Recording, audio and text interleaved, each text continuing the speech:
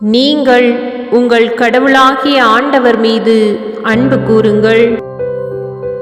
அவருடைய நெறிகளையும் நியமங்களையும் முறைமைகளையும் கட்டளைகளையும் எந்நாளும் கடைபிடியுங்கள்.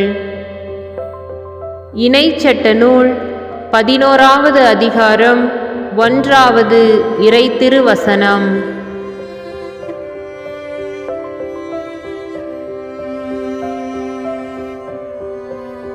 நீங்கள் உங்கள் கடவுளாகிய ஆண்டவர் மீது அன்பு கூருங்கள்.